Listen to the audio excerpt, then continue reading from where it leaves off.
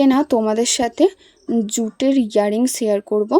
তো প্রথমেই দেখো আমি এখানে নিয়ে নিয়েছি একটা সুতোর রোল। তো সেটার মধ্যে ভালোভাবে দেখো কাপড় জড়িয়ে নিচ্ছি। এটা তো আমরা যারা যারা জুয়েলারি বানাই তারা সবাই জানো যে কিভাবে করতে হয়। তো তাও তোমাদের সাথে একবার শেয়ার করে দিলাম যে কিভাবে করব। তো ভালোভাবে দেখো এখানে কিন্তু আমার পুরোপুরি রোলটা কমপ্লিট হয়ে গেছে। আর এখানে না ইয়ারিংটা ঠিক এরকম একটা শেপে রেখেছি, আমি যেরকমভাবে কার্ডবোর্ডটা কেটেছি দেখলেই বুঝতে পারবে।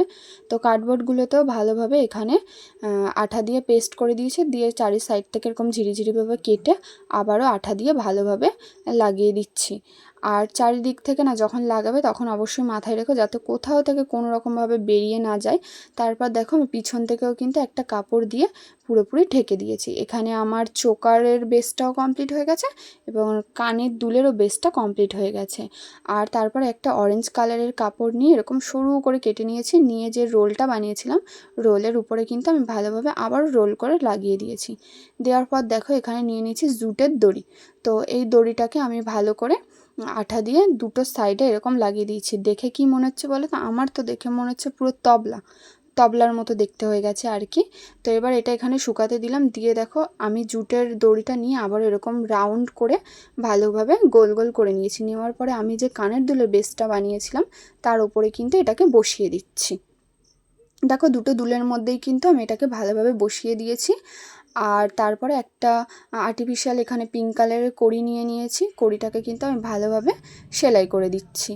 আর হলুদ কালারের কাপড় দিয়েই কিন্তু সেলাই করেছি, তোমরাও চেষ্টা করবে হলুদ কালারের মানে সুতো দিয়ে সেলাই করতে।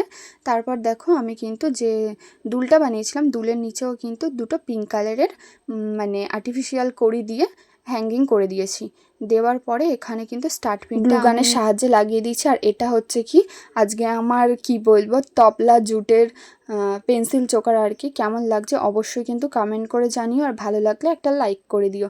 আর যারা যারা আমার চ্যানেলে নতুন চ্যানেলটিকে সাবস্ক্রাইব করে অবশ্যই চ্যানেলটির পাশে থেকো, কারণ তোমাদের সাপোর্ট আর তোমাদের ভালোবাসা আমার এই ছোট্ট চ্যানেলটির জন্য খুব খুব খুব দরকার। আর যারা এই সব জুয়েলারিগুলোকে অর্ডার করতে চাও তারা কিন্তু অবশ্যই আমাকে ইনবক্সে মেসেজ করতে পারো, ফেসবুক বা ইনস্টাগ্রাম, বা তোমরা কমেন্টে এসেও আমাকে মেসেজ করতে পারো, আমি অবশ্যই কন্ট্যাক্ট করব।